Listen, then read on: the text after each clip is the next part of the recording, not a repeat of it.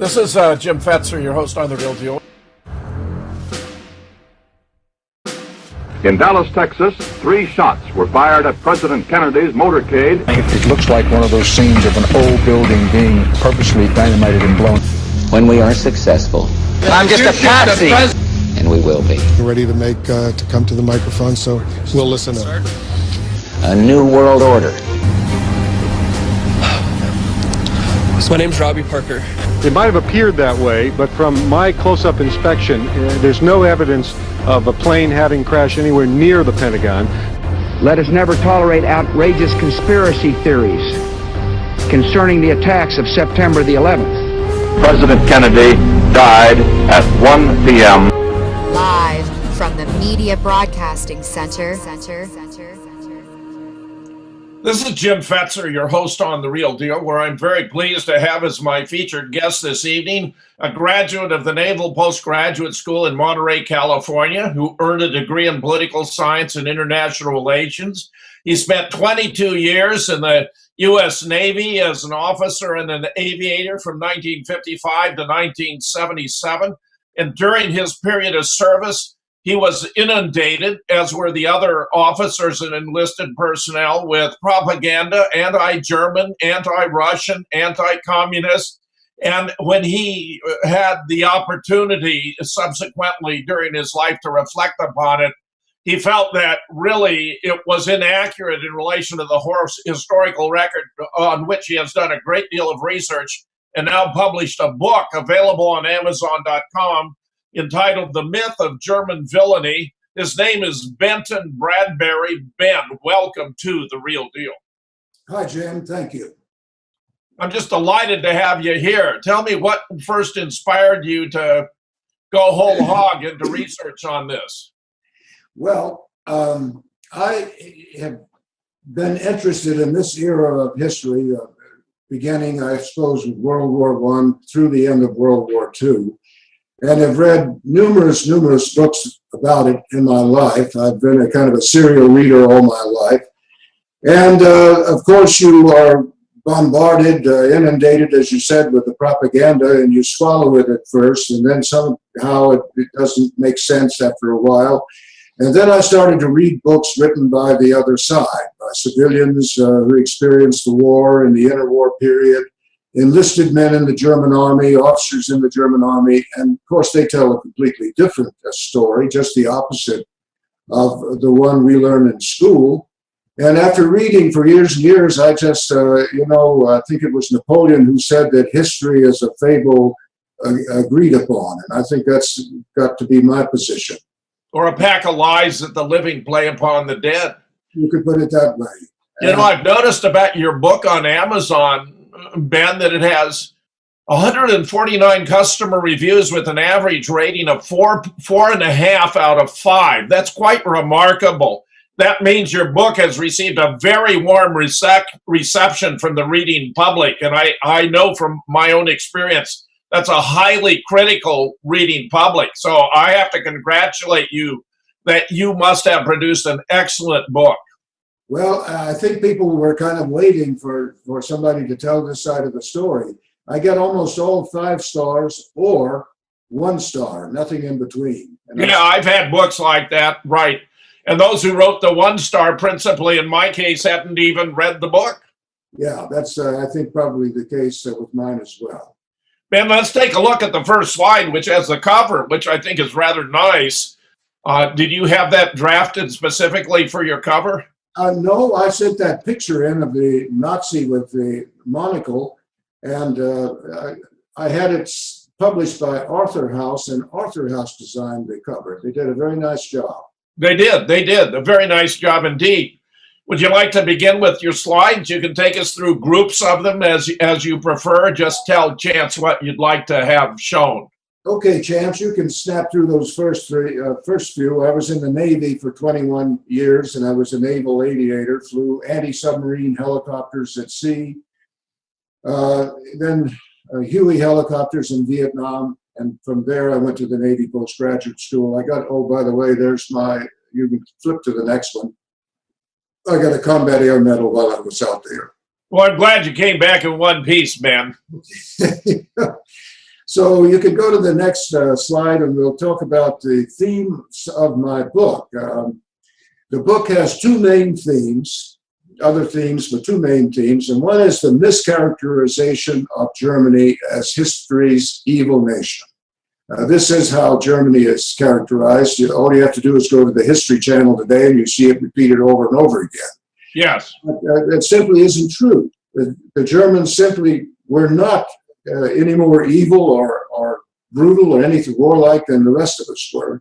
In fact, I discuss in the book that Germany was not responsible. Germany did not start World War I and didn't start World War II, but were in fact the victims of aggression by the Allies in both wars. That's fascinating all by itself, Ben. Okay, the second theme of the book is the role that organized international Jewry, the Jews, played in influencing and even driving the events of this period. The Jews have always, for centuries, I suppose, portrayed themselves as innocent victims of history, the innocent victims of history. They are constantly portraying themselves as about to be persecuted or about to be exterminated, but in reality, the Jews have just as often been the persecutors and exterminators themselves. And I'll mention what happened right after the Bolshevik Revolution in Russia. In the course of my own research, Ben, I was surprised to discover that Judea had declared war on Germany in 1933. You never hear about that in the history books. Exactly. But look what happened. You know, we hear about the Holocaust. Supposedly 6 million Jews were killed by the Germans in the Holocaust. That's a gross exaggeration. Even if the Holocaust occurred at all, there were not 6 million. Well, we've done quite a bit on that. Most recently, we had a show about the purported gas chambers at Auschwitz, Ben, and none of it adds up. The facilities were redesigned. They couldn't possibly have served the function of gas chambers. I doubt there were 6 million Jews in all of Europe at the time of World War II. So we know quite a lot about it. It's a subject we've addressed many times, but please do proceed. 4.5 million, I understand, and 4.39 million of those got lifetime pensions from the German government after the war.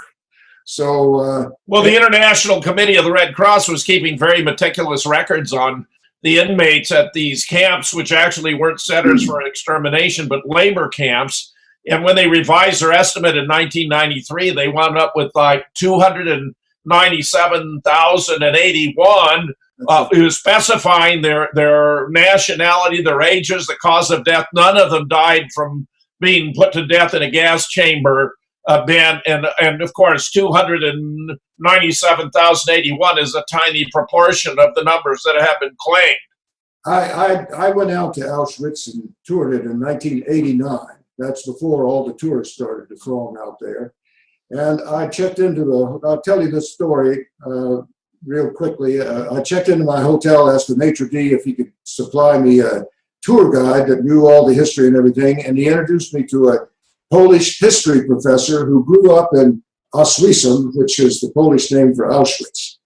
And we went out to Auschwitz, and he grew up there, and he took me to his little house, the little row of houses just outside the fence of Birkenau. That's Auschwitz II. Yes.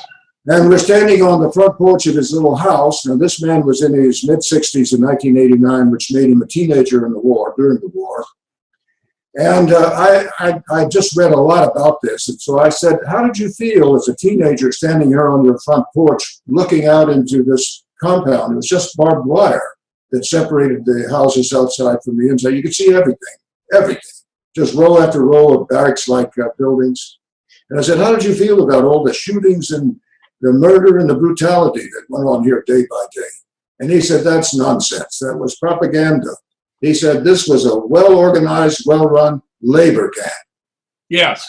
And they supplied labor to all the factories that were built just surrounding the little town of Oswego. This is maybe the biggest, darkest secret of World War II, that those were actually labor camps and not centers for extermination. Yeah, and I said, well, what about the gas chamber? He said, more propaganda. There was no gas chamber. This was in 1989, the first time I've heard anybody say that. That's very good. You had an excellent tour guide, Ben. You were lucky. Yeah, he was a history professor, and that's not unusual. These guys do that a lot. You know, they make more money being a tour guide than they do teaching history, so that's why. Well, let's move forward with your slides. You have so many. I don't want to miss any of them. Okay, yeah, let's go to the next one. The stereotype of Nazi Germany. Here's Hitler in the background with the Right. marching soldiers. This, you know, the Germans have been characterized as this extreme militaristic, brutal, evil people who ready, willing, and able to make war on their innocent neighbors. And that is the stereotype that's been created by propaganda, Jewish propaganda primarily. But you can go to the next slide now. That only began, this image of Germany only began in World War I. Before World War I, Germany had just the opposite image in the world. It was a land of dreamy castles and fairy tales. You can just cycle through some of the other slides, if you will. Go to the next one. They were strong family units. They had strong moral Christian values. That was the culture of Germany, and it was seen that way by the rest of the world. The next slide shows a musician. They loved music. They loved folk dancing, and then the next slide shows a May Day in Germany, which shows a highly civilized, nice people. These are not evil people.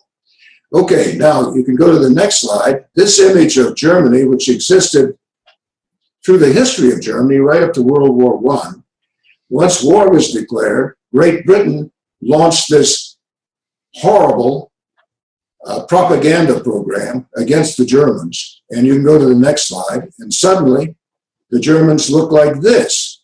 They're brutish, knuckle-dragging Huns who like nothing better than flipping Belgian babies in the air and catching them on their bayonets. So the next slide that shows Germany as a brutish monster of a gorilla. And then the next one. Now this is the British propaganda, anti-German propaganda. This is an American propaganda piece right here, which shows a German crucifying a British soldier, and then the Americans in the background are coming to the rescue. Yeah, and the use of crucifixion as the image is no accident, since it appeals to Christian theology. Exactly. Okay, you can go to the next slide. There's another picture of brutish Germany. And then the next one. Go to the next one, yeah. Okay.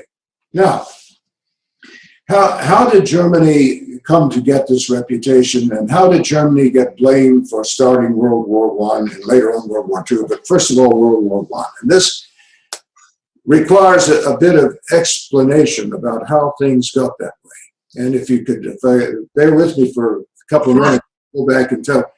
Okay, they had, after the Napoleonic Wars ended in 1815, Europe was in chaos. A lot of destruction and so forth. So they convened the Congress of Vienna, and a guy named Prince Metternich, who was an Austrian ambassador, was the leader of it. And they organized or established a balance of power scheme for Europe so that they wouldn't be making war with each other. And each great power had its own sphere of influence, and it was recognized and respected by all the other powers. Now, this kept the peace in Europe for decades, and then the Franco-Prussian War erupted, which is a horrible war between France and Prussia.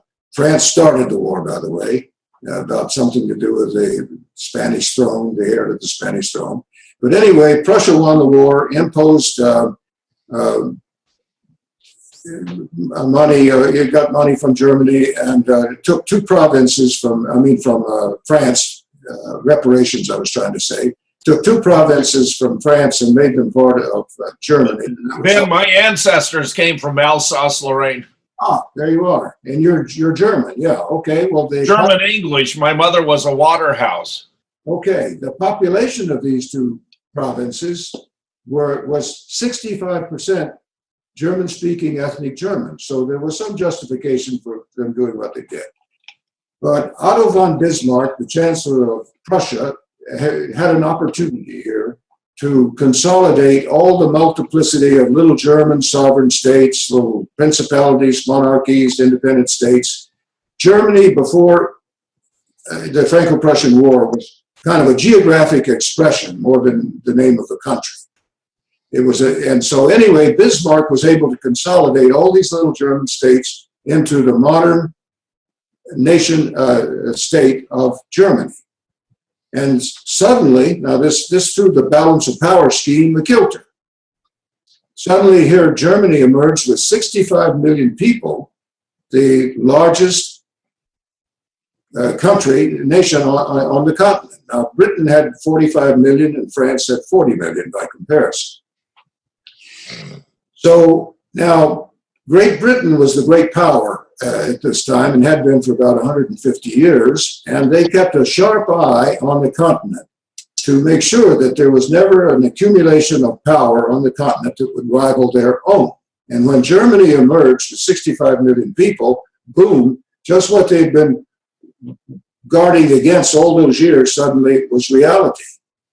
But now these German people are highly intelligent, highly scientific, hard workers, and once the German state was consolidated, they began to grow exponentially, their economy, manufacturing, all kinds of scientific development, and they began to export more and more and more, and began even to take over some of Great Britain's markets. They became the economic powerhouse of Europe.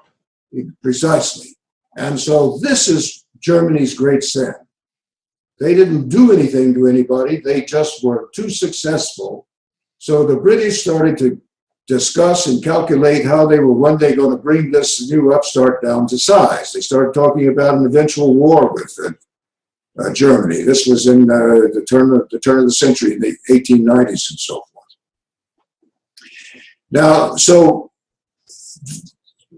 Great Britain had a good reason to want to go to war with Germany. Now, here's Germany succeeding, doing everything they want to do. They're building an empire like the other countries of Europe, accumulating colonies in Africa and so forth, from which they get raw materials and they can export finished goods and so on. They started building a navy, which started to rival the British Navy. So Britain started to become obsessed with Germany and wanted to eventually saw that they were going to be forced into a war with Germany for economic reasons. Now here's France, who had lost the Franco-Prussian War, and in their military academies and politicians and so forth, they are obsessed with one day having another war with Germany for revenge and also to get their two provinces back. So these two countries had strong reasons to want to have a war with Germany. Now, the third of the Triple Entente that went up to war eventually against Germany was Russia. And Russia was bottled up in the Black Sea in their big naval base there at Sevastopol. And they wanted a warm water outlet through the Bosporus Straits that went by Istanbul. This was owned by the Ottoman Empire. But the Ottoman Empire was allied with Germany, and Germany had a fleet there. And so Russia wanted to take control of the Bosporus Straits and the city of Istanbul, and saw the only way that that was possible was to have a war with Germany. So you had these three countries, the Triple Entente, that is Great Britain, France, and Russia, all having good reasons to want to go to war with Germany, and having something to gain from a war. But here's Germany, who didn't want to have a war with anybody. They're succeeding beyond their greatest imaginations, just doing what they're doing. The last thing they wanted was a war. They would have gained nothing from a war. So there you are, the stage is set, the pot's boiling and bubbling, and the Triple Entente want a war with Germany. Germany is doing their best diplomatically to avoid it.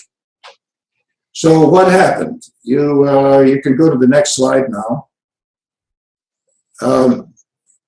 the heir to the Austrian throne, Franz Joseph, and his wife Sophia go down to a state visit to Well, you Serbia. have the wrong year there, Ben. It says 1814. You mean 1914.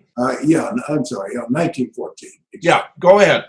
Okay, they go down for a state visit, and they're shot and killed by a guy named Gavrilo Princip, and he's a Serbian, and he's a member of a Serbian revolutionary group called the Black Hand, it turns out. Right.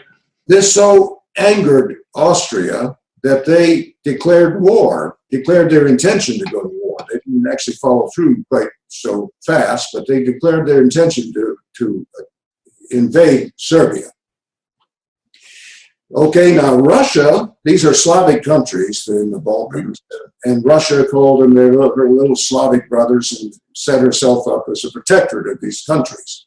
So they told Austria that if Austria were to attack Serbia, that Russia would attack Austria.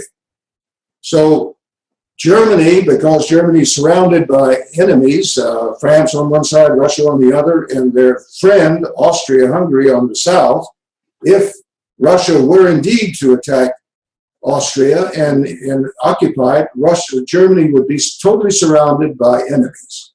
And so they gave Austria the famous blank check. We're behind you. Whatever you do, we'll back you up. They did that to try to discourage the Russians from mobilizing, but it didn't work. The Russians mobilized anyway. And in those days, mobilization was tantamount to a declaration of war. And as soon as Russia mobilized, the French, who were close allies with the Russians, declared their intention to mobilize. Only then did Germany mobilize. All right, so Germany did not cause that. Now, next, let's go to the next slide.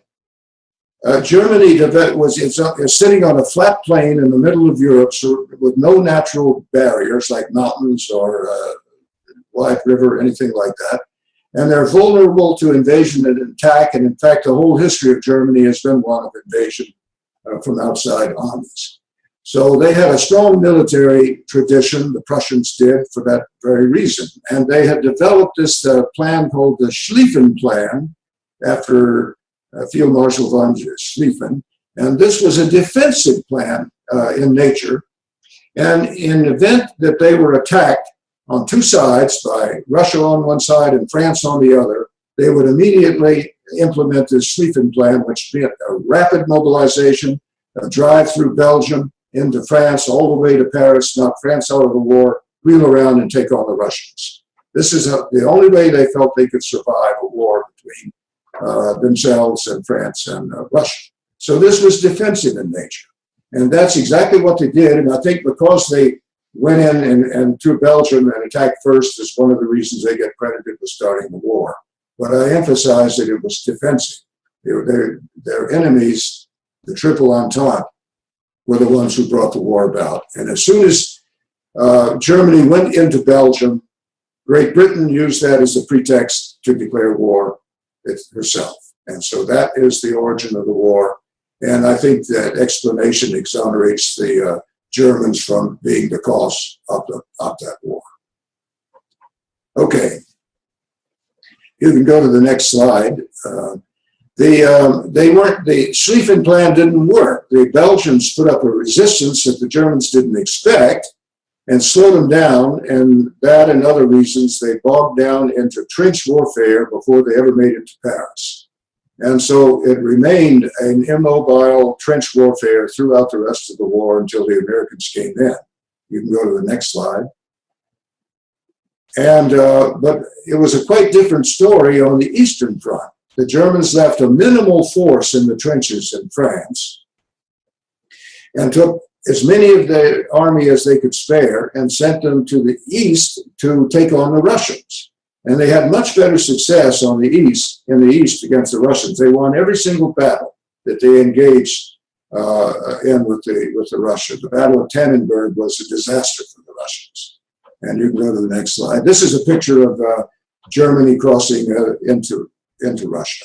The next picture shows, you can go to the next slide, shows the Russian army fleeing the Germans as they come into Russia. Okay, let's go to the next slide then. Okay, now, Germany is winning the war on the Eastern Front, no doubt about it. And on the Western Front, they appear to have the edge. Their submarine forces already stopped the transfer of goods from America to Britain, and they appear in position to actually win the war on the Western Front as well. So the Germans late in 1916 make a peace offer to France and Britain, a status quo anti-peace offer. They say, let's just stop the war, pull our troops back home. Nobody wins, nobody loses. Let's end the war. And France and Britain rejected it because they went into the war in the first place to destroy Germany as an economic rival, and that was still their intention. So they rejected Germany's peace offer. Remember, Germany never wanted a war in the first place, and they tried to end the war in 1916. Next slide, please. Okay, this guy on the left is Chaim Weizmann. He was the first president of the new state of Israel when it was formed. And very shortly after the Germans made it. You mean when it came into existence in 1948? 48, yeah. Yeah, thank you. But Chaim Weizmann and a group of international Jews went to Sir Arthur Balfour, who was Britain's foreign affairs minister, and they made a proposal. Now, let me explain also that the Jews, international Jews, favored Germany in the war up to this point. And were open and vocal about it, and they were against Britain because Britain was allied with Russia. And international Jewry, one of their top items on their list was one day bringing down the Tsar and bringing down the Tsar's government, because they had been oppressed in the Russian Empire and so forth. That's what caused over 2 million of them to leave the Russian Empire and move to the United States between 1881 and 1924. So those were legitimate grievances of the Jews against the Tsar? Well, I don't think so. The Russians had good reasons to control these people because they tend to organize together in tight groups and exploit their host populations, which is what they did in Russia and everywhere else they lived. So the Russians were right to take oppressive measures against them. But anyway, they hated Russia, and so they were willing to switch sides if Great Britain, they proposed this to Balfour, would give international Jewry Palestine as a homeland for Jews after the war was over. Now, Palestine belonged to the Ottoman Empire, and if Germany won, the Ottoman Empire was Germany's ally, and they would still control Palestine. The only way that the British would be in position to hand Palestine over to the Jews would be if the allies, that is the British, won. So he said, the Jews in America, we're very close to the Jews in America, but there are powerful Jews in America who virtually control the President of the United States as well as our government. And go to the next slide, if you will. Was it Woodrow Wilson at the time?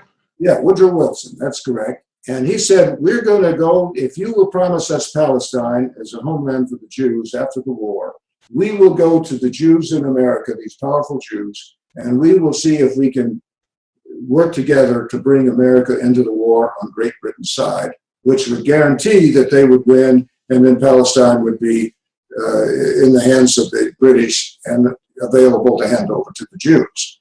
Okay, so with that promise, they said that we can promise you that we can bring America into the war. That's what they promised Balfour. So with that promise, the British rejected the German peace offer. These Jews, and I've got the pictures of them here. This is just some of the more popular ones. Jacob Schiff, head of the Kuhn Loeb Bank, one of the richest men in the world. Paul Warburg, who was a German Jew, but he was the head appointed by Wilson, the head of our Federal Reserve, the newly formed Federal Reserve. Here's Henry Morgenthau, a very wealthy financier. He was appointed by Wilson to be ambassador to Turkey. Here is Louis Brandeis. Wilson put him on the Supreme Court. Bernard Baruch, who made millions and millions as a war profiteer in World War I. He's a very powerful man. Here's Rabbi Stephen Wise, who's got the ear of Wilson. And then on the right is Felix Frankfurter, who eventually went on the court appointed by Roosevelt. Now, these powerful Jews virtually controlled Woodrow Wilson because they had put up the money to make him first governor of New Jersey and then president of the United States. And so they had his ear. Not only that, Woodrow Wilson was already predisposed to go into the war on Germany's side. But they created a couple of pretexts. The Zimmerman telegram, I think, was one, the sinking of the Lusitania, and then these Jews who owned the Hollywood and owned the news media, virtually all of it, turned a propaganda campaign on to bring the American public around to supporting America. The Lusitania actually was carrying weapons in its hull and therefore was a legitimate target for the U-2s, though the American public were never informed thereof. Exactly so. Less than 6 months after these powerful Jews started working on Woodrow Wilson, America declared war on Germany. Now, we had no reason under the sun, none, to have a war with Germany. Germany had done nothing to us. Before World War I, we had close friendly relations with Germany. So it was these guys who got America into this war. Okay, go to the next slide. Okay, once America joined the war, there was no way Germany could win against these overwhelming combination forces. And on the 11 November 1918, the Germans agreed to an armistice and the war ended. Now, what does armistice mean? Armistice means that we'll stop the war while all sides can come up with a peace plan. Okay, next slide. Okay, no, we're not there yet. You can go back to the other one. Now, I should say something at this point. Let me see. I guess the war ended, and they had the peace conference in the Palace of Versailles outside of Paris, and they came up with the Versailles Treaty, and then they called the Germans in. Now, the Germans were the honorable ones. They had pulled their army out of the war, took them back home, and they were beginning to demobilize, waiting for to work out a peace agreement. Great Britain and France maintained their armies intact. Not only that, but Great Britain, the most powerful navy in the world, had a starvation blockade around Germany, letting nothing in and nothing out, which during the course of the war and afterwards caused the deaths of nearly 1 million German civilians and ruined the health of millions more. Now, after the war, this armistice was announced, they maintained this blockade for 7 months while they were working on this peace plan. And they called the Germans in and said, sign here. And the Versailles Treaty, what did it do? It gave vast areas of Germany, along with the German population, to other countries. They created the country of Poland and gave them West Prussia and parts of Silesia and the city of Danzig and so forth. Memel went to Lithuania. The Rhineland was... Poland was created by the Treaty of Versailles? I wouldn't say by the Treaty of Versailles. I'm not sure about that. It was created at the end of the war. The treaty, of course, was very unjust to Germany and bred a lot of resentment on behalf of Germans and was a contributing factor thereby to World War II. Yeah, exactly. But the Germans were called in and forced to sign. And the Germans said, no, we don't agree with this. We didn't start this war. And say, okay, we'll invade your country, France said. And we're going to maintain the starvation blockade until you sign. Finally, Germany did. In other words, they were not dealing with honorable men. Exactly. And Germany was forced against their will to sign this treaty, which invalidated it as a moral instrument. Germany had no moral obligation ever thereafter to comply with this treaty. And as soon as they were in position to throw it off, they had every right to do so.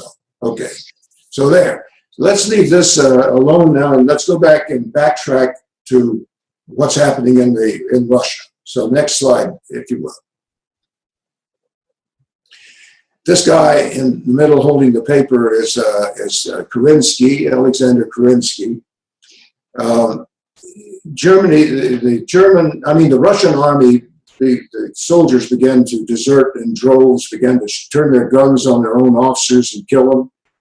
And they were losing against the Germans. The war still was not over yet between Germany and Russia. Kerensky made anti-Semitism a crime punishable by death? Okay, first of all, let me say that the Tsar abdicated and Kerensky formed a provisional government. And yeah. I think I'm mistaken about this. I think this came later. He himself, I should have corrected that. He himself didn't do that, but what he did do was open up all restrictions on Jews in Russia. Now, before, Russia had not permitted Jews to be inside Russia. They had what they called the Pale of Settlement, which included the countries of Poland, Ukraine, Lithuania, Moldova, and Belarus. That was the Pale of Settlement, and all non-desirables were required to live there, including the Jews. And there were about 5 million of them, Jews living in the Pale of Settlement. Now, after Kerensky took over the government, he lifted all restrictions on Jews. Okay, now there had been an attempt in 1905 by Jewish revolutionaries to overthrow the Tsarist government back when Russia was at war with Japan. By the way, Jacob Schiff, head of the Kuhn Loeb Bank, funded the Japanese in that war, and he was very much determined to bring the Tsar down. This is 19. Schiff, whose descendants would later change their name to Bush.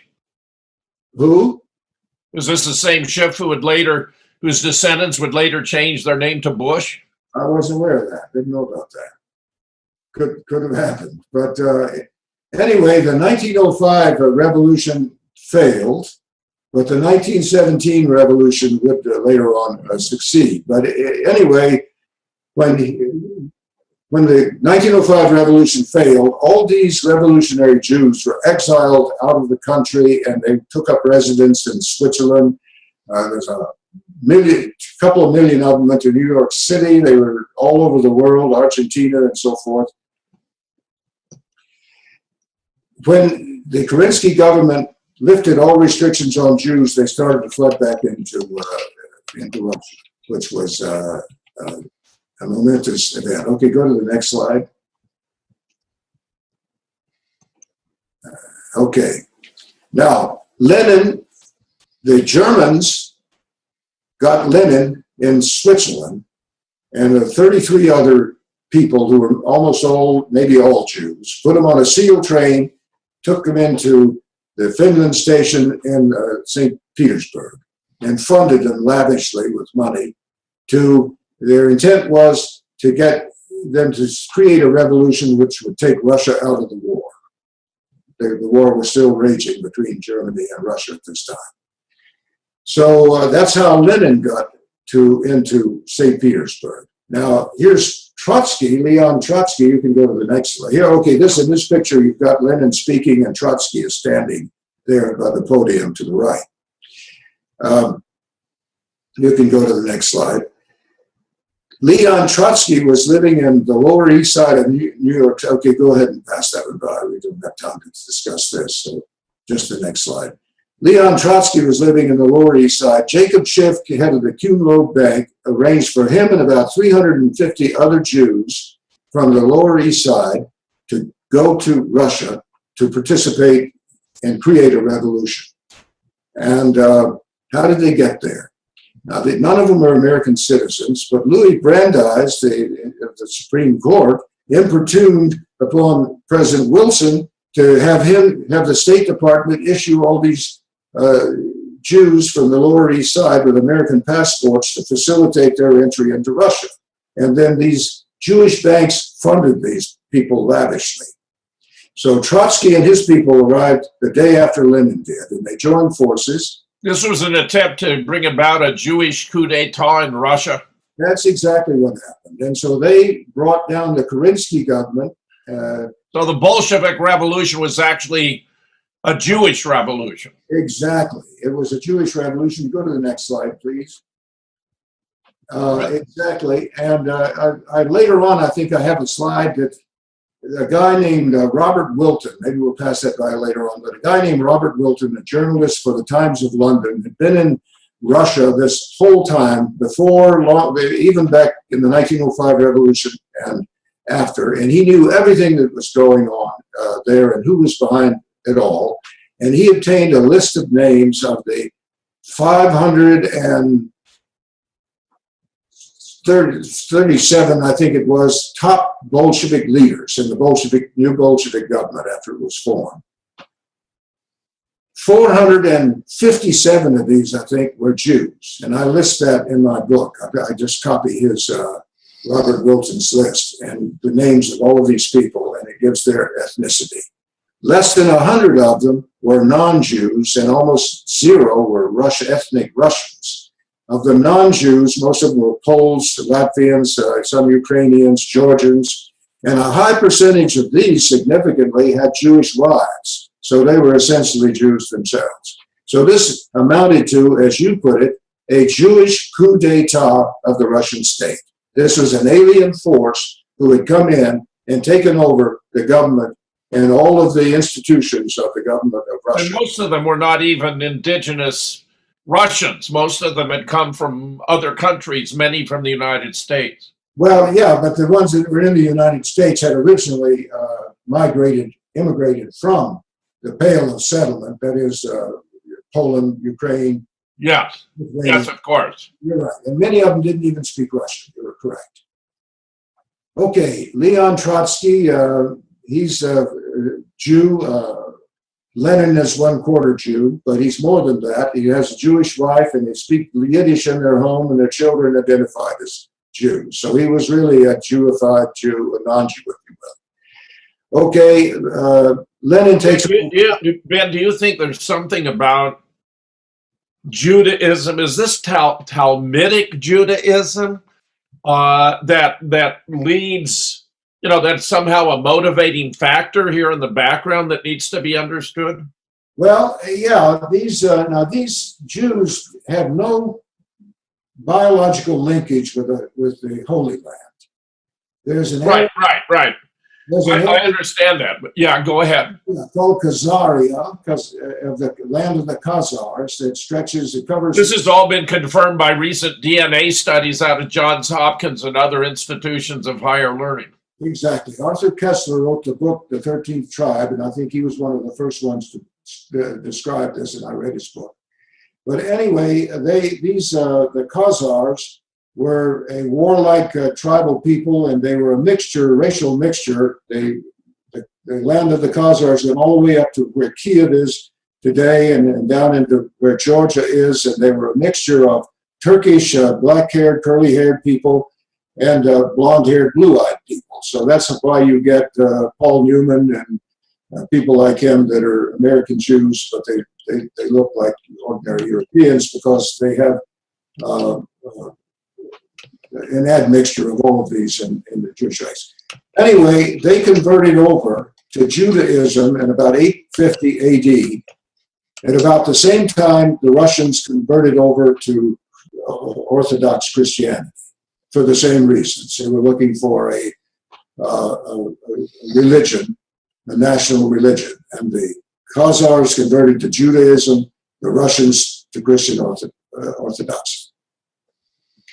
And the Talmud was their basic set of laws that they went by, which the Talmud. Yeah, and Yiddish, by the way, is a kind of a Creole language I've read that the Khazars used to do business with the Germans in Central Europe. They got a lot of German words, but the grammatical structure, I understand, is different from German. A lot of people think Yiddish is an offshoot of Germany, but it's not. So anyway, that's the explanation of, and all of these Khazars eventually became the Jews that were in Central Europe, about 6 million of them, and living in the Pale of Settlement where they were. Listen, in relation to Woodrow Wilson and the creation of the Federal Reserve, were any of the parties you're discussing involved in that creation, which of course involved legislation passed on Christmas Eve in 2013, in 1913, as I recall? Yeah, I was in the hotel down in St. Simon's Island, I think it was, a few years ago, where they got together secretly and created the Fed. But sounds like you know a lot more about this than I do. Well, no, we had a question coming out of the chat room about it that I wanted to insert. So, yeah, the Jews controlled the central banks of the Western world, in Germany, Great Britain, France, everywhere. The Jews owned the central banks, and this Paul Warburg, who was the brother of, I forget his first name, but David Warburg or something like that. He was the head of the central bank in Germany, and his brother became the head of the central bank in America. So I bet we have only 5 minutes before our break, so you may want to cover several more slides before we get. Okay, let's go ahead. Okay, let's talk about Trotsky. He takes over the Red Army, and you want to go to the next slide, 32. Okay, let's go to the next slide. Let's pass him by. We don't have to. All right. And go next. To the next slide. They created the Cheka. The Soviets, these Jews, Bolsheviks, created the Cheka. I forget what the acronym means, but it's their terror police. Right. We're almost 500,000 strong. 75% of these agents were Jews. 75% of the Cheka agents were Jews. And all of these guys at the top three, were Jews. The one at the bottom, Beria, was not a Jew, but he was the head of the Cheka. And he was a Georgian, Mendelian Georgian. You're implying throughout that a sense of tribalism, of Jewish identity, made a difference throughout all of these developments in history. Precisely. They were always a subversive, alternative culture inside the Western Christian culture, but they had always been kept in check. Yeah. They displayed no desire to assimilate or to become members of the culture, but rather to retain their own and to, as it were, manipulate from positions of power. They didn't do work like farming or factory working or anything like that. They all gravitated towards finance, middlemen in trade, where they got a cut of the profits and so forth. And in fact, they turned out to be wealth extractors, not wealth creators. And they always had a parasitic relationship with the host population. They lived them. Jesus chased the money changers from the temple. And they had to constantly be kept in check by the governments of Western Christians. Please go on to slide 34. Yeah. And okay, the Tsar abdicated, the Cheka, the Jews, a group of Jewish Cheka members murdered the Tsar and his family. You can go to the next one. Next slide. This is what the Cheka looked like. They call it the glisten and squeak look. It was all leather. Next slide. Okay, now there's a lot more to be said, but we've got to move on here. We can't dwell too far on it. But it's important to understand that communism and Bolshevism were Jewish organizations. They were created by Jews. Communism was a Jewish creation. It was imported into America when the flood of Jews came in at the turn of the 20th century. That's how we got introduced to communism. The communist movement that took over the Soviet Union was a Jewish movement. And then the Communist International, the Comintern, was established to spread this revolt, the communist revolt throughout Europe. And what do you understand communism to be? That it would be, is there anything about communism per se? I mean, most of us have read the manifesto, for example. There are many virtues there, universal education, universal suffrage, and things like that. What would it be about communism that would be distinctively Jewish? Well, it was Marxist, and it was kind of the secular religion of the Jews. They wanted to create what they called a dictatorship of the proletariat. They wanted to get rid of all government. They wanted to have everybody equal. Yeah, but that has to do with a certain view about history, dialectical materialism and so forth that Marx was espousing, which turns out to be historically superseded by governmental reforms, the emergence of labor unions, and a host of other issues that altered the increasing concentration of wealth in the hands of the few. Though I must say, in the United States in recent times, there's been a reversal. And since the Reagan administration, instead of having a gradual narrowing of the wealth disparity, there's been an increasing exaggeration, which Bernie Sanders, among others, has been addressing in his campaign. Yeah, they want this naive equality, which is impossible because people are not equal, but that was their main goal. And they were going to have this dictatorship of the proletariat, which really meant a dictatorship by a Jewish elite. That's what it really meant in reality. It never was a dictatorship. Let's look at the next 3 or 4 before we take a break, Ben. Okay. As soon as these Bolshevik Jews got total control of the Russian government, there was a lot of resistance among the people. And they launched this reign of terror, this red terror, and established the Cheka to carry it out. And they set about, their goal was to create this dictatorship of the proletariat, which meant that they had to eliminate the bourgeoisie. There was a very small middle class in Russia at that time. There was the bourgeoisie, which was the upper class, and then the proletariat and the peasants were the workers and the farmers. And they set about to kill the bourgeoisie, and they did it systematically. They killed them because of their class. They set these Cheka. How can you have a society without, as it were, a business class? I mean, aren't the bourgeoisie principally the businessmen, the merchants, the small business owners? That's what made it stupidly unworkable. The Jews planned, in fact, if they didn't even believe it themselves or say it, they planned themselves to be this new elite to take the place of the murdered bourgeoisie. Let's go to the next slide, Chance. Yeah. But and the next one after that. Yeah, I mean, these are deaths during this slaughter. They slaughtered tens of millions of people. And there are a couple more. Go to the next one, yes. And these are just pictures of slaughtered people. And another, yes. You can go right on through this series. Here's brutality shown. Go to the next one. Okay, now they tried to round the kulaks and the peasants up off their private farms onto a collective farm. This was one of their programs. And the Ukrainians especially resisted this. They did not want to cooperate and didn't cooperate.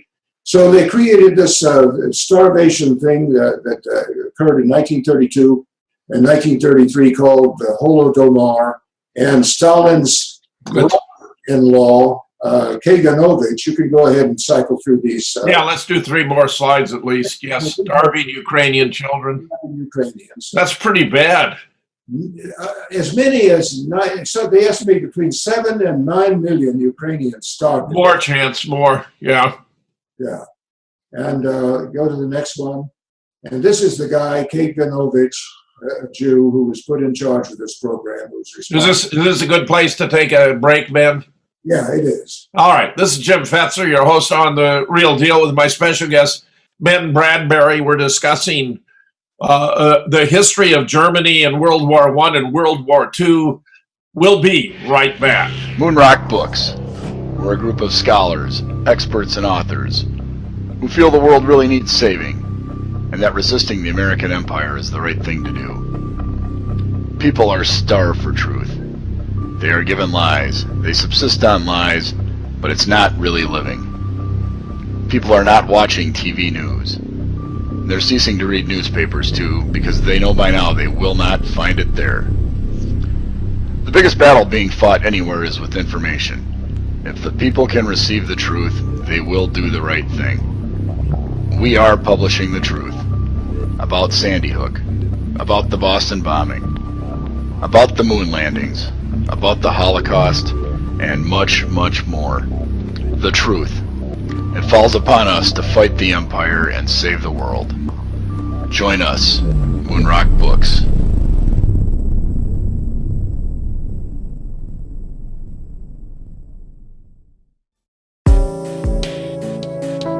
Less than 3% of you people read books, because less than 15% of you read newspapers. Right now, there is an entire generation that never knew anything that didn't come out of this tube. This tube can make or break presidents, popes, prime ministers. Television is not the truth. Television is a circus, a carnival, a traveling troupe of acrobats, storytellers, dancers, singers, jugglers, sideshow freaks, lion tamers, and football players. We deal in illusions, man. None of it is true. But you people sit there day after day, night after night, all ages, colors, creeds.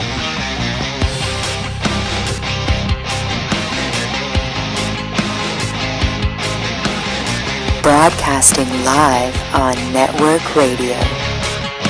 So turn off your television sets, turn them off now, turn them off and leave them off.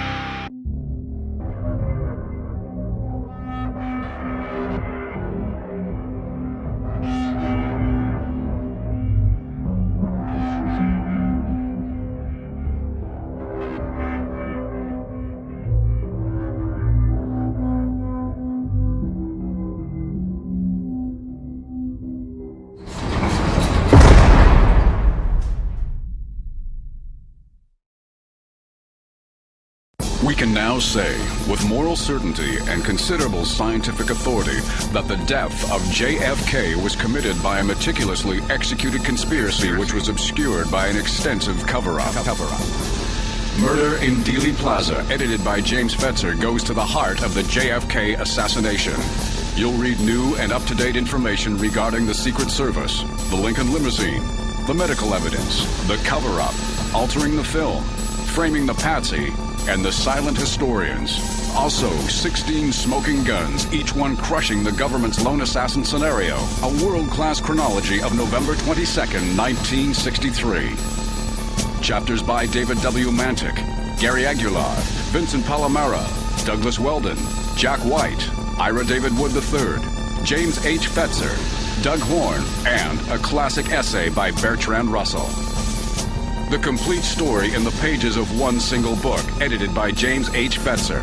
Read it now, read it again. You'll use it as a reference.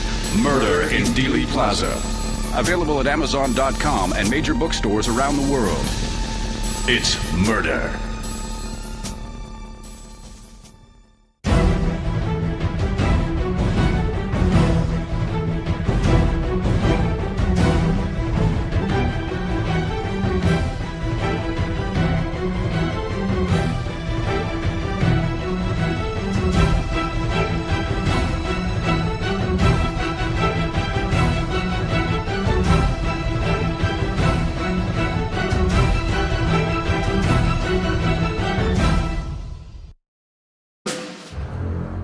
This is Jim Fetzer, your host on The Real Deal. In Dallas, Texas, 3 shots were fired at President Kennedy's motorcade. It looks like one of those scenes of an old building being purposely dynamited and blown. When we are successful, I'm just a patsy, and we will be. Ready to come to the microphone, so we'll listen up. A new world order. So my name's Robbie Parker. It might have appeared that way, but from my close-up inspection, there's no evidence of a plane having crashed anywhere near the Pentagon. Let us never tolerate outrageous conspiracy theories concerning the attacks of September the 11th. President Kennedy died at 1 p.m. Live from the Media Broadcasting Center. This is Jim Fetzer, your host on The Real Deal, continuing my conversation with Ben Bradbury about actually the non-villainy of Germany, contrary to what the history books present, we're getting a very different view of what appear to be the realities, what was actually going on, as opposed to the propaganda. Ben, please pick up. Your last slide was Stalin's brother-in-law. Okay, let's go to the next slide. We left off with the Bolsheviks taking complete control. Let's go to the next slide, please. Yeah. Taking complete control of Russia and creating the Soviet Union. Now, they create the Comintern, the Communist International, for the purpose of exporting revolution to Europe. And they set up a communist party in every country in Europe, this Comintern, with headquarters in Russia and in the Soviet Union. And they worked through the Jewish communities in each of these countries. As I said before, Judaism and communism is one and the same thing. They set up these communist parties, and most of the membership, not all, but all the leadership and so forth of these communist parties were Jews. And their purpose was to bring down existing regimes in European countries and replace them with Bolshevik regimes led by Jews. And the first place they had a success was in Hungary. And this guy, Bela Kun, Moritz Cohen was his real name, was the sent in, and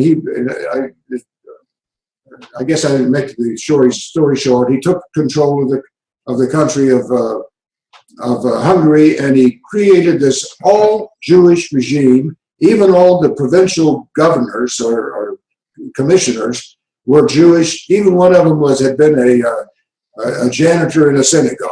That's how completely, okay, they set about immediately to burn down, destroy the churches. They rounded up now this is also that occurred in Russia, in the Red Terror. They rounded up priests and nuns by the thousands and killed them. They burned thousands of churches, the big cathedrals and so forth. They used them as warehouses and this kind of stuff. They murdered vast numbers of priests and nuns? And was that to extinguish the influence of Catholicism? That's right, but they didn't burn down the synagogues. Okay, the same thing occurred when Bela Kun took over Hungary. They burned down the churches and they rounded up the priests and nuns and shot them. And they collectivized all agriculture and so forth. Well, a guy named Nicholas Horthy, who had been an admiral in the Hungarian Navy, formed an army and came in and pushed these bastards out. Let's keep going to the slides. Yeah, going into the next slide. Now, they tried the same thing. This is Nicholas Horthy. Go to the next one, please. Well, here's this Hungarian admiral who led a counter-revolution. That's right. He took Hungary back from these Bolshevik Jews, and he saved Hungary from the Bolshevik Jews. Okay, let's go to the next slide. We've got these guys. Kurt Eisner set up a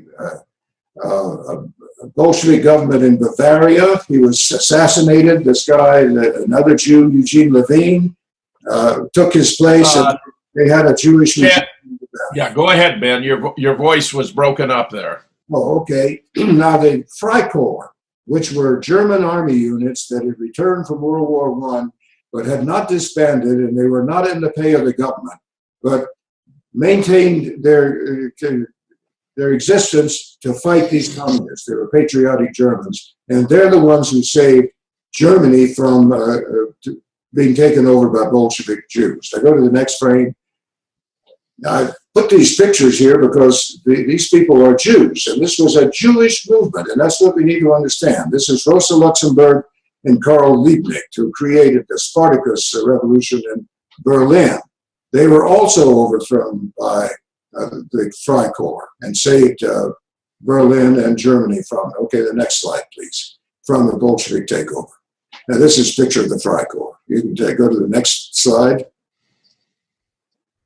Okay, the same thing occurred in Italy. A group of communist Jews attempted to take over the country of Italy. Mussolini mounted a defense against them, drove them out, and saved Italy from the takeover. So you're saying Mussolini was a nationalist patriot who was seeking to preserve the integrity of Italy from a takeover by outside forces inimical to the best interests of the nation. But he's portrayed today as a nasty Nazi, or rather a fascist. And And when we ought to be treating him as a hero of Western Christian civilization. Okay, go to the next one.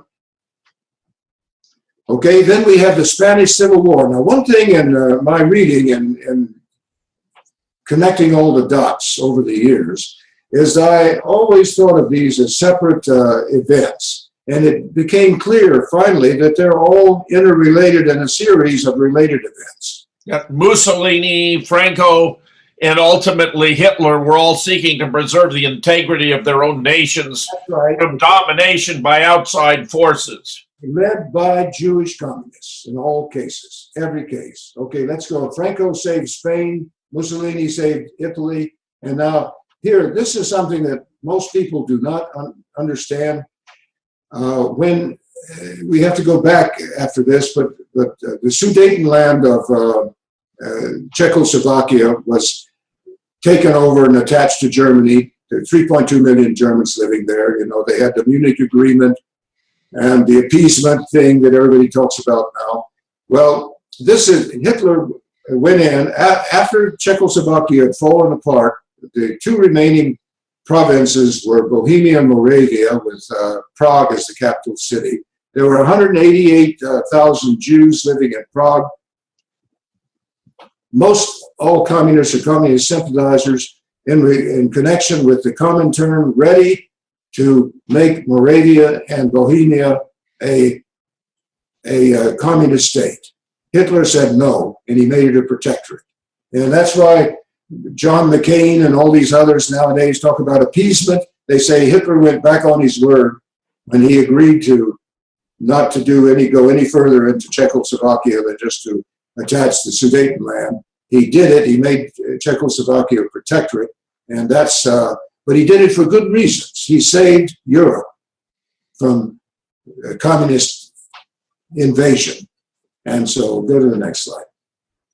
Yeah, I think the points you're making about the extent to which communism and the Bolshevik Revolution were actually Jewish movements is terribly, terribly important. And I don't think the Western world, at least not contemporarily, has a understanding of this relationship. I don't think it's taught to our students. It's certainly history I never learned. But assuming you're correct in your points, it's of enormous importance to understand even today's world. But they're not. The universities are not allowed to teach it. You couldn't possibly get a textbook that would include this stuff. It's a cover-up. Okay, now let's see. We had these heroes that saved Europe. They were a bulwark against an invasion of Bolshevism into Europe. So let's not cover this. Let's go to the next one. Well, here, I mean, you're talking about the Treaty of Versailles, which set the background for World War II because of German resentment at its abuse by the powers that claimed to be the victors and dictated the terms and imposed them on Germans. Yes, that's exactly right. And Hitler devoted his life, even as a soldier, just getting out of the army. He joined the National German Workers' Party, became its head at a very young age, changed it to the National Socialist Workers. They even took the German merchant fleet and their locomotives? Yes. And they weren't allowed to have a Navy and Air Force, tanks, heavy weapons? That's shocking. They really were gutting the country militarily. Only 100,000 men were allowed in their armed forces. But think about it. The war was waged against Germany because this upstart new country had become a great power on the continent. Disturbed everybody. They went in to destroy this new upstart. And then the Versailles Treaty was written to hold Germany down so that she would never be a great power again. This casts a very unflattering light on France and England especially. As well it should, yes. Okay, next slide, please. Okay, now the Weimar government that was formed right after the end of the war, the Kaiser went across the border to live in the Netherlands, and they formed a republic called the Weimar Republic because they had revolution going on in Berlin. They had to move the government to Weimar, a town. That's how it got that name. But they lifted all restrictions on Jews when they formed the Weimar government. The Kaiser had kept Jews strictly out of the government, wouldn't let them in at all. They lifted all restrictions on Jews in the Weimar government, and they flooded in. And the way Jews operate is that if a Jew can get into a government office and he has the power to hire people, he, one by one, surreptitiously brings in Jews. Would you describe this as a form of tribalism? Exactly. Until they purge all the Gentiles out and they have complete control. And that's what happened in Weimar government. It's happening in our own country today. But it's happened in Weimar government. And they, go to the next slide, please. They took control. Okay, there was a stab in the back theory. Let's go past that. We don't have time. Well, you've implied it. Okay, the stab in the back theory. The Germans, the Jews turned against Germany and started to support the Allies at the end of the war. They withheld finance. They cut off finance to the government. They caused strikes in the factories and so forth.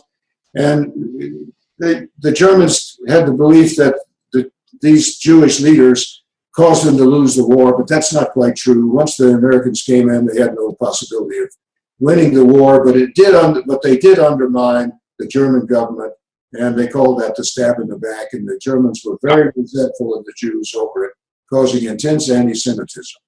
Now, next slide. One of the things the Versailles Treaty called for were horrendous reparations payments to be paid mainly to France and Belgium, but $33 billion in 18 dollars, what's that, trillions today. But anyway, there was no possibility that Germany could pay this. They didn't have the money to pay it, but the Allies, the British and the French, insisted that they pay it anyway, and the French threatened to invade the country if they didn't. So the Germans resorted to printing money in order to pay these reparations payments. And this got out of control. It caused a spiraling inflation, so that you've heard this before. It took a wheelbarrow full of marks just to buy a loaf of bread. The people would get paid 3 or 4 times a day and run to a store to buy anything just to get rid of the marks and buy something of value. Finally, the whole economy was on the point of collapsing. People started to sell their personal goods just to buy enough food to feed their families, and they traded their furniture, their appliances, their clothing, everything into pawn shops. That's catastrophic, Ben. Catastrophic. Now, the pawn shops are owned by Jews, and the people knew it and started to resent the hell out of it, and that caused anti-Semitism. But here's something bigger. People who had access to foreign capital, particularly American dollars, and these were the Jews who controlled finance in Germany and all throughout Europe, had access to American dollars. And as the mark spiraled out of control, people had to sell their farms and their homes and any property they had. And the Jews came in. You could buy a German farm for 150 or 200 American dollars. And by the time this inflation was over, Jews in Germany, who were 0.9% of the population, less than 1%, wound up owning 1/3 of German real estate. Unbelievable. This was the largest transfer of wealth from one group, Germans, to another group, the Jews, that it ever occurred in German history. Yeah. Okay, let's go to the next slide. This shows the worthless marks. Okay. Chance. Next slide, please, Chance. Yeah. Okay. Germany came unmoored from their traditional standards and morality and so forth. And the Weimar Republic became a hedonistic hell pit of sexual depravity created by Jews. They owned the nightclubs, they controlled prostitution, they controlled pornography, they controlled everything. And the American movie and play, Broadway play Cabaret, portrayed that to some extent. Now, you can go to the next slide. This is another picture showing the debauchery that existed in Germany at the time. Formerly well-to-do people, women and their daughters, sold themselves as prostitutes just to live because the economy was in such a state of collapse. Okay, the next slide, you can skip over it, go to the next one. This is Cabaret. We know about that. Okay, go to the next one. Okay, now these were the conditions that existed in Germany at the time Hitler became chancellor. How did Hitler become conspicuous to the administration of the government in the first place? Well, he'd been campaigning since he got out of the army back there, and he had made a speech in 1919, and I've got it here on the screen, whereas he laid out his 25 points, which was his platform for what he... Shall we go to the next slide then? Yeah. Had hoped. Wow. Okay, so I know this is kind of long, but if I could read these 25 points. In a speech in 1919, he knew that early what he wanted for Germany, and it was not an evil concept. Let me just read some. He says, the unity of all German-speaking peoples in one country. The abolition of the Treaty of Versailles. These were all the things that he was for and against. Just read it, yeah. Land and colonies to feed Germany's population Lebensraum. They wanted to go out into the East Zone. Only Germans can be citizens. No Jews can be a German citizen. People in Germany who are not citizens, that is the Jews, must obey special laws for foreigners. Only German citizens can vote, be employed or hold public office. Citizens, that is ethnic Germans, are entitled to a job and a decent standard of living. If this cannot be achieved, foreigners with no rights to citizenships, which included the Jews, should be expelled from the country. No further immigration of non-Germans can be allowed into Germany. All non-German foreigners who came into, which included the Jews, came in since 1914, are to be expelled. All citizens have equal rights and duties. The first duty of a citizen is to work. All payments to unemployed people should end. All profits made by profiteers during the war must be confiscated. This is a swipe at the Jews. Nationalization of trust, meaning big corporations, should be nationalized. Large companies must institute profit-sharing plans with their employees. This is part of his socialistic, national socialism. Old age pensions must be increased.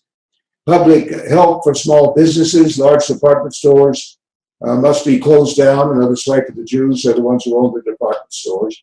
Property reform to give small farmers their land. Again, the Jews had taken control of much of the real estate in Germany. An all-out battle against criminals, profiteers, etc., who must be punished by death. So they were cracking down on crime. Reform of the law to make it more German. Improve education so that all Germans can get a job. Improve people's health by making the law for people to participate in sports. Abolition of the professional army and a new people's army in its place. German newspapers must be free of foreign, that is Jewish influence. Freedom of religion. Strong central government with unrestricted authority. That was his platform beginning in 1919. When he became chancellor, that was still his platform. He became chancellor in January of 1933. Now, what was happening in Germany? They had 30% unemployment. 30%. The United States had 20%. 250,000 Germans had committed suicide in the 3 years before Hitler came into office out of despair. The birth rate had gone to zero. There was no birth rate. People were starving to death. So anyway, Hitler becomes chancellor and he's powerless. You've got multiple political parties all squabbling, working at cross purposes. And of course, most of these were consequences of the Treaty of Versailles, which was deliberately punitive and essentially, divested Germany of the resources it needed to be a successful economy. That's right. And you had all the provinces that made up the state of Germany, the nation state of Germany, were still ruled by the old monarchies and principalities and the ruling families when Germany was consolidated. So Hitler wanted to disband all of these and put in Anyway, he hadn't done this yet. But these were things that needed to be done. No decisions could be made. He himself was powerless to make any decision to correct anything. I think it's fairly astonishing that he had such a broad, far-reaching, and encompassing program to put Germany back on its feet again. Yeah, but he was powerless to do anything. It's almost like in our own Congress today. Nobody can make a decision, because the legislative process was in disarray. So he went before the Reichstag on March 23rd, the year in 1933, and he made a speech and he said, "German people, give me 4 years of authority, that is dictatorial authority, so that I can make decisions to correct these problems that have to be corrected in order to revive Germany." And so the Reichstag gave it to him overwhelmingly, and they called it the Enabling Act. You can go to the next slide. Now, the very next day, March 25th, after his speech, international Judea declares war on Germany. A financial war, and a war of boycott. And they organized boycotts in every city in Europe and America where there were significant Jews against German goods. The central bank cut off funding to the German government. They cut off funding to trade. The Jews owned a lot of the shipping. They wouldn't permit shipping in German ships. Their objective was to bring down the already shaky German economy. Now, they just taken over Russia, so this was not an idle threat. Okay, next slide. And in the next one, these are boycotts that they organized. And the next one. Okay, so Hitler is armed now with the Enabling Act. He has dictatorial powers. First thing he started to do was purge all the Jews out of the German government. And then he started to limit their control and power in other institutions. Now, tell me this, man. After the Balfour Agreement, what was the status of Palestine? There was a Jewish area under British protection. Was that the situation at that point? That's exactly right. And the Jewish government down in Palestine wanted to bring in, these were the Zionists, wanted to bring in as many Jews as possible and get them down in Palestine, or they couldn't create a homeland for the Jews or the state of Israel. So actually these Jewish people in Palestine worked together with National Socialist Germany, with the Germans pushing on one end and the Jews... Because they actually supported Jewish immigration to Palestine. That's right. They were pulling on the Jews themselves favored it. Exactly. And so this is a coin that was struck in commemoration of that cooperation, by the way, that was occurring down there. Now, Germany... So it's got the Star of David on one side and the swastika on the other. That's quite a remarkable coin, man. But the German government set up a bank in Palestine so that the Jews living in Germany who would immigrate to Palestine could transfer all of their wealth. What was that coin made of? Do you know what metal? I don't know. Yeah, go ahead. Yeah. So it was not true that people had to escape over the mountaintop in the middle of the night, Well, it's not even true that the Jews regarded it as a form of expulsion. It was exodus to the promised land. That's exactly right. So anyway, the Germans were encouraging the Jews to immigrate out of Germany, and Palestine was pulling them in. And so the end result of this was that they had 500,000 Jews in Germany. By the 1940, they had only 160,000 left. And Austria had 190,000 at the time of the Anschluss, and by the 1940, they had only 40,000 left. And most of them emigrated to Palestine. Palestine and the United States and other places. Okay, next slide. Okay, I'm sorry. This shows. This is out of sequence. That's okay. Standing in line to get a job. Go ahead to the next one. Okay, now what did Hitler do? He to bring about reemployment. the first thing he did, the Jews cut off all financing, so he says, we don't need their bank. The government will print the money, and we'll use not gold, since we don't have any gold, but we'll use the labor as the value behind the new German money. So they printed the money, and they didn't have any debt, because the way central banks work is they print money and they lend it to the government at interest, the way it works here in America. And so since the government printed the money, they didn't accumulate any debt. Now, what else did he do? I think that's why North Dakota, I believe, has its own state bank and is the only solvent state in the union as a consequence. Yeah, Ron Paul has been advocating the United States do the same thing, get rid of the central bank and have the government. Yeah, of course, absolutely. Just like the Germans did at this time. Okay, he set up a barter system. Well, that's called sensible financial structure for a government. Exactly. That it not be beholden to bankers. You know, JFK had instructed the Department of the Treasury to print hundreds of millions of United States notes on the ground that it was absurd for the government to have its currency printed by a consortium of private banks to which it paid interest. JFK saw the problem. LBJ reversed it. Jewish-owned central bank. It was one of the reasons he was taken out. That's exactly right. Okay, so Hitler and his group, they surrounded himself. And they built the Autobahn and the VW, the people's car. Exactly. They set up a barter system for trade since they've been cut off, their financing had been cut off. And you see a model bug right there. Yeah, Hitler, by the way, drew that himself, designed that car. Hitler designed the bug? Yeah, he designed That's fascinating. Henry Ford, who was a big admirer of Hitler, came over and served as an advisor on how to set up their mass production lines.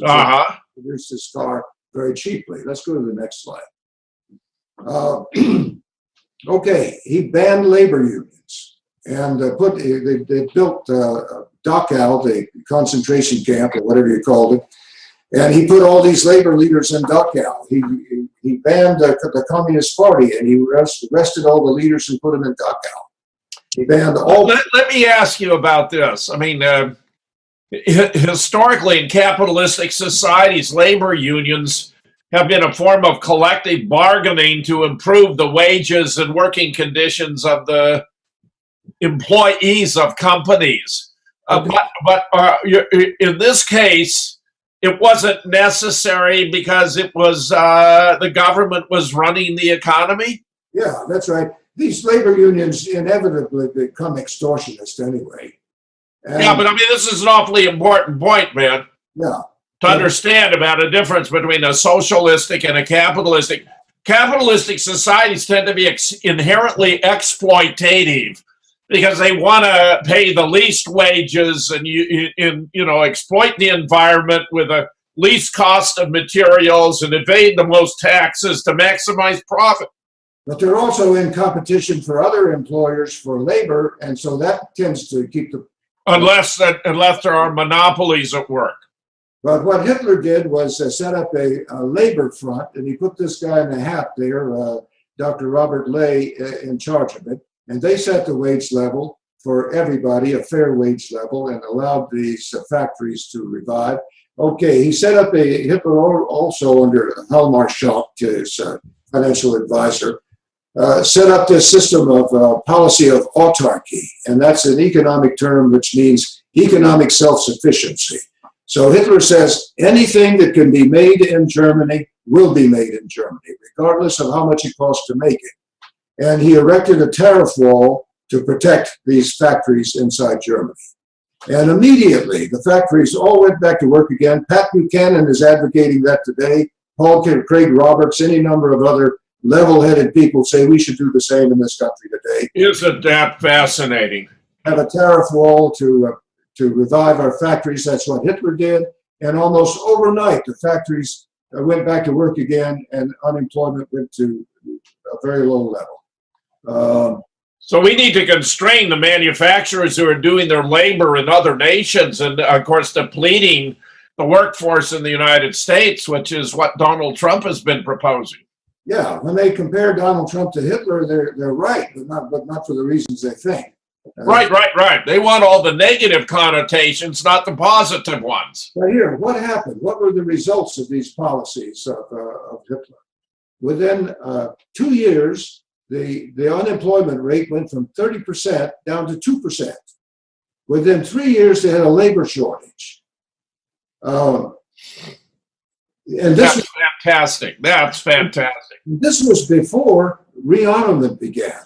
So the rearmament, a lot of people say, oh, that's because he rearmed, that's why it happened. That isn't true.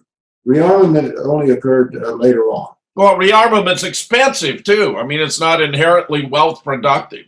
That's right. So at the same time Hitler was doing this, over in America under Roosevelt, even as late as 1940, we still had 39, I guess, we still had 19% unemployment rate. And all of Roosevelt's policies, none of them worked to end the Depression, whereas Hitler worked magic. And he was recognized. How was he such an economic genius that he saw how to put the pieces together to make it work? I think it's common sense. He used common sense. Right now, you hear the most idiotic explanations for why we need free trade in this country, when what we need is a tariff wall so that... Yeah, free trade is just a way of making the corporations richer at the expense of the rest of the nation. Exactly. And he knew that, and the people who argued against it, he had already put in Dachau, that is the Jews who ran the finance in the country, and the labor unions and so forth. So anyway, by the middle of the 1930s, the German people had the highest, they'd gone from starvation, mind you, 30% unemployment when he came into office. Within 5 years, no, less than that, 3 years, Germany had the highest standard of living in the world. And I read somewhere, I haven't confirmed this, but I read somewhere that they also had the highest incidence of private ownership of cars in the world, the Volkswagen. And this was in Germany. This was a magical turnaround of the German economy. And the German people adored Hitler. They loved him. Well, look what he did for them.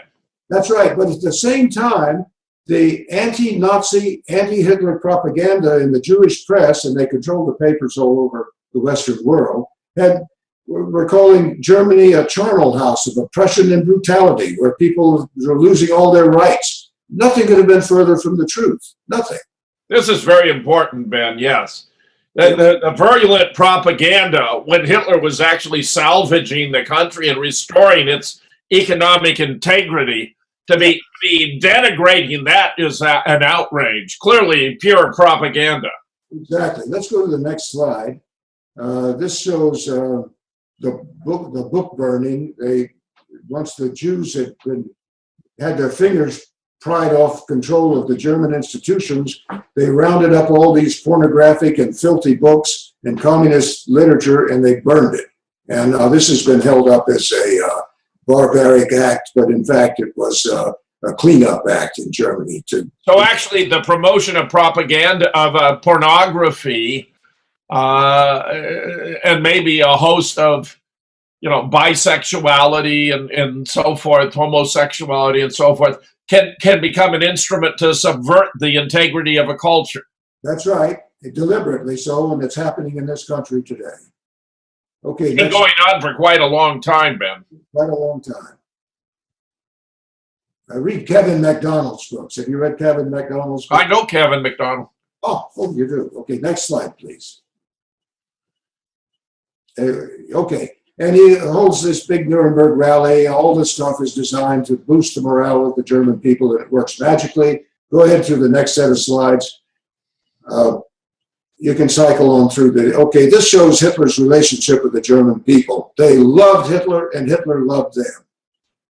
Ein Reich, ein Volk, ein Führer, he said. One state, one nation, one people. Keep going, Chance. This shows Hitler was a kindly man. He loved animals and loved children. Yet he's portrayed as as the most evil monster of history. Not true at all. Okay, go on. Okay, he was even portrayed in 1938 and actually the January issue of Time magazine as the Man of the Year for 1938. Time is owned by Henry Luce, who was a Gentile, by the way. Go ahead on to the next one. Here's shows Hitler. Hitler is made out to be a cultist and all this kind of stuff. Just go into the Hitler History Channel and you can see all this stuff even today. In fact, he grew up a Catholic and he was a believer. And if he was not a total believer in the supernatural aspects of the Christian religion, at least he valued Christianity as the foundation stone of the German culture. We have 15 minutes. Okay, go on to the next one. Okay, Hitler set about now to throw off the Versailles Treaty. This was his plan from the beginning, and he's been accused with every act that he committed of as proof that he intended to conquer Europe and conquer the world. He begins by announcing that he's going to rearm Germany, and this was in 1935. Go ahead. And then violation of the Versailles Treaty. He then goes in March of 7th of 1935. He crosses over the bridge with his army and reoccupies the Rhineland. Now, the Rhineland is the industrial heart of Germany, always belonged to Germany, but the Versailles Treaty said it couldn't be militarized. And this is the place where the city of Cologne and Bonn exist, very German areas. So he took back control of the Rhineland. Go to the next one.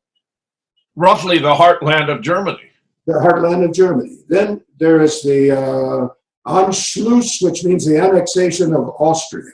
This is portrayed in the propaganda as an army marching in and brutally annexing another nation into Germany. That's not how it happened. 87% of the Austrian people and nearly as many of the German people wanted to reunite, and it was forbidden by the Allies and also the Versailles Treaty.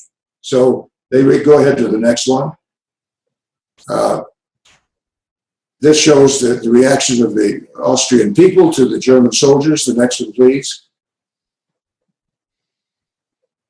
They don't look like they're unhappy about the Germans coming in. The next one, this shows Hitler's arriving in Austria to cheering, screaming, welcoming crowds. Next one, please. The people who didn't approve of the Anschluss were the Jews, because they were in a declared war against Germany, and it was still going on. And so the Jews were disenfranchised very quickly in Austria, and most of them immigrated out. And go ahead to the next slide. And I said already that by the 1940, there were only 160 Jews remaining in Germany out of 500 previously, and only 40,000 out of 192,000. Okay, let's go to Czechoslovakia. Czechoslovakia was a artificial state cobbled together out of some of the remnants of the old Austro-Hungarian Empire. They had several ethnic groups, incompatible ethnic groups, including 3.2 million Germans living in the Sudetenland, that's the brown area there bordering Germany. These Germans wanted to join Germany, and Germany wanted to welcome them in. But the Allies wouldn't permit it because their aim of the Versailles Treaty and the war was to destroy Germany as a great power. Right, dismember Germany and prevent its reunification. That's right, so they were against it. Okay, next slide. Hitler said that he would welcome the Sudeten Germans in and would march in and take possession of the Sudetenland. So they had a meeting in Munich with all the leaders of Europe, including Chamberlain of England, and here he is shaking Hitler's hand. And they agreed to permit the Sudetenland to be attached to Germany, but you can't go any further. This was appeasement, the famous appeasement thing. Go ahead to the next one. He came back to England as a hero. He did peace for our time. He prevented war. Next one, please. The person who vehemently objected to it was Winston Churchill. And why did he object to it? Winston Churchill is called the hero of Western civilization, like Hitler is the evil monster, but that's a false picture of Churchill too. In fact, Churchill was a psychopathic warmonger in reality. and he was in the pay of the Jews. And that's what this cartoon shows. There was a group called the Focus, which was a group of Jews, the wealthiest Jews in Great Britain, and they paid Winston Churchill, and they supplied the money for his lavish lifestyle. How well established and documented is this point, Ben? This is very important. Even the Jewish, what's his name? I read his book, writer, historian today. I can't remember his name right now. He even said that the Focus was a Jewish group. It's well documented. No. I mean that Winston Churchill was basically on the payroll. It's well documented. I can't remember the Jewish author's name. He's a very famous Jewish historian in Britain today. I wish I could think of it, but he covered in his book about it, called Churchill and the Jews, is the name of the book. Okay. Okay, let's go on to the next one. So Churchill vehemently objected, and he wanted war with Germany, actually. And what is this? This is the Sudeten Germans. Go ahead to the next one. They're welcoming the Germans in. Here is Hitler in a town in Moravia, where they're saying, we thank our Führer for saving Czechoslovakia from a Jewish Bolshevik takeover. Okay, next. All right, now, these warmongers in Great Britain and also in America, the Roosevelt administration, very hostile to Hitler and the National Socialists. And they accuse him, they show that every one of these steps that he took, he can't be trusted.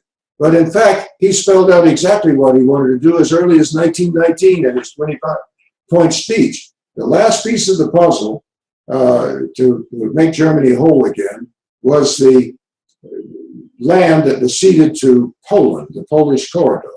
Now, what happened, the city of Danzig was 96 or 98% ethnic Germans, but it was not given to Poland. It was Poles controlled it and occupied it and used the port facilities, but it was under the supervision of the League of Nations, technically. But Hitler wanted Danzig back. Well, even looking at the map, it's a very peculiar geographical arrangement, clearly artificial. Yeah, okay. Now, what the Polish corridor did there, the gray part, is separate East Prussia from Germany. Yeah, East and West Germany, roughly. Yeah, but the East Prussians were not allowed to cross the Polish corridor to get to Germany, or the other way either. They had to go by boat. What a ridiculous artificial constraint. Clearly punitive, vindictive, and intended to undermine the integrity of the German state.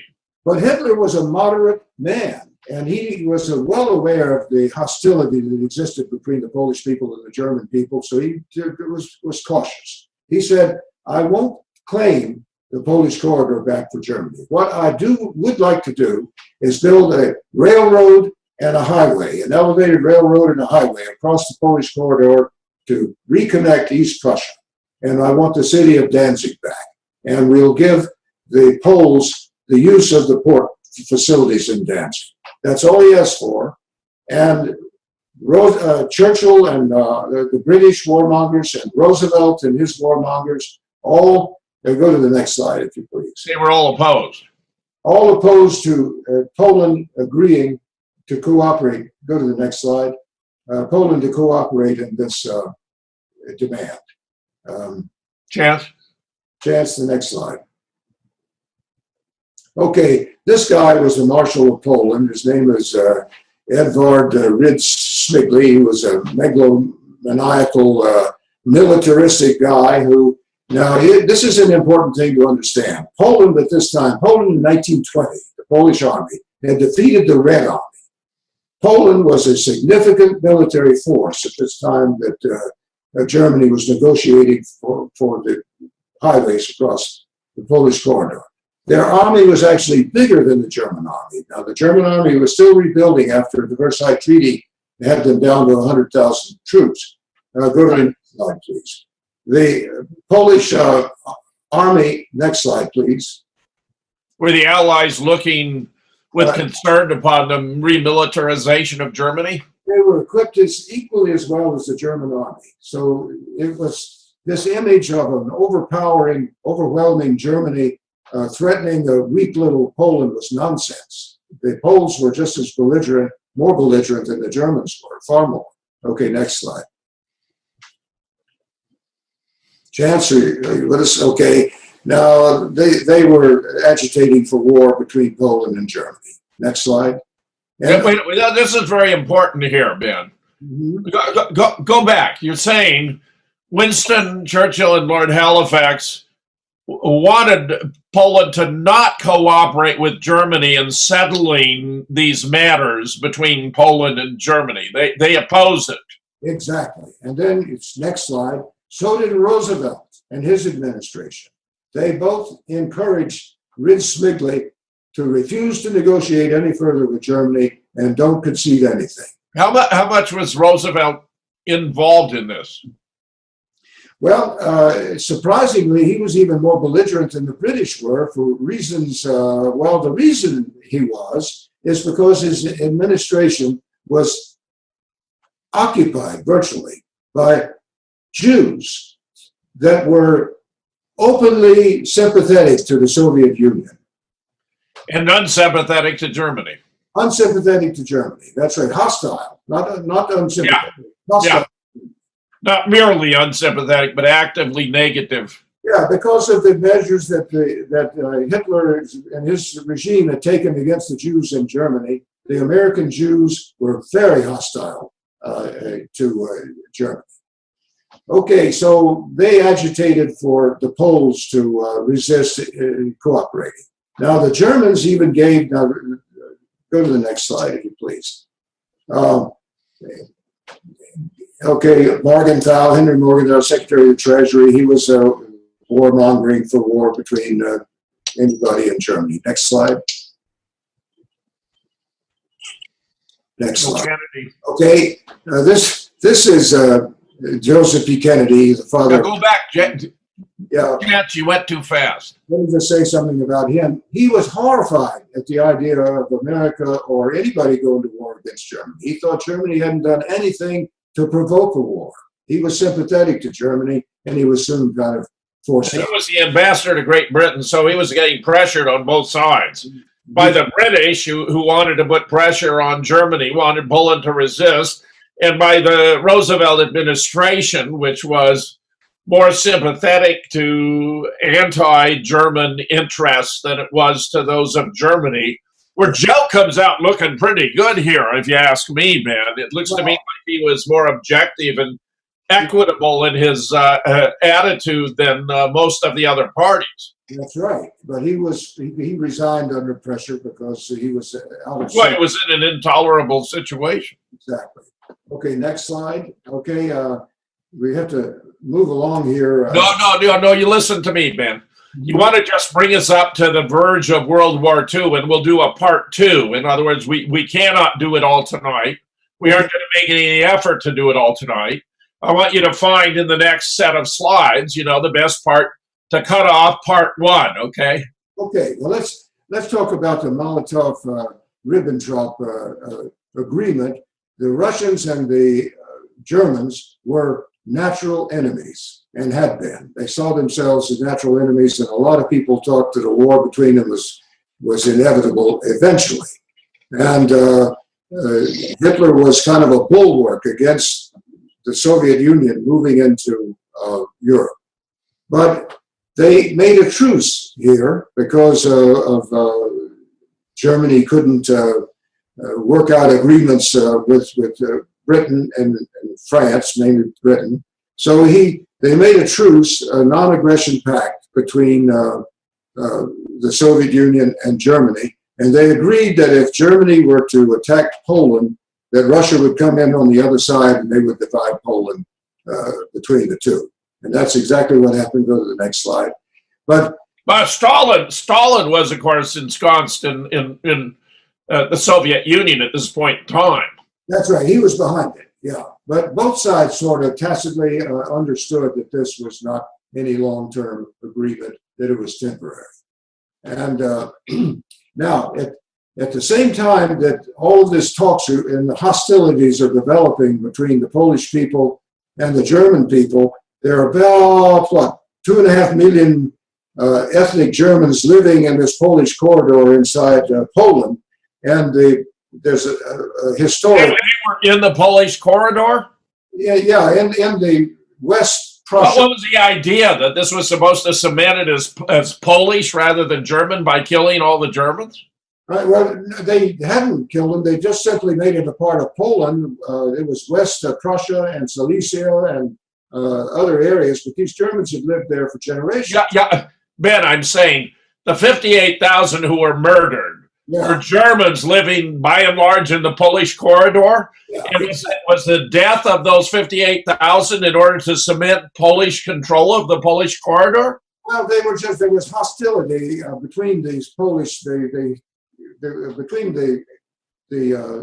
actually the Bolshevik Jews living in Poland and also the Polish people, and so they started to attack these Germans. Aren't we on the very verge of World War II at this point in time? And Hitler can not tolerate this. And so, next slide. Here's some pictures of the murder of these ethnic Germans by Poles. Here they are. Just go on to the next one. Next slide. These were principally by being shot. Yeah, shot. Don't go too fast. Yeah. Chance, go back. Yeah. And so this is becoming intolerable. Go back to 108, Chance. I missed. Yeah. Okay. So these are just random killings. This is just taking people out, shooting them, or shooting them in place, man. Sweeping into these German towns and just murdering people. And the total number. Here's a woman who discovers her husband murdered in her very home. Let's look at the map and let's stop there. That's clearly the right place for us to stop. Okay. And this is a German invasion of Poland because of the intolerable situation, including the slaughter of 58,000 Germans. Right. But Great Britain and France had given Poland a blank check. They said, if Germany invades, we will declare war on Germany. Ben, you've done a great job of bringing us up to the beginning of World War II. I can't thank you enough. I'm going to bring you back for part 2. This is Jim Fetzer, your host on The Real Deal, thanking my special guest, Ben Bradbury, for being here, and all of you for watching.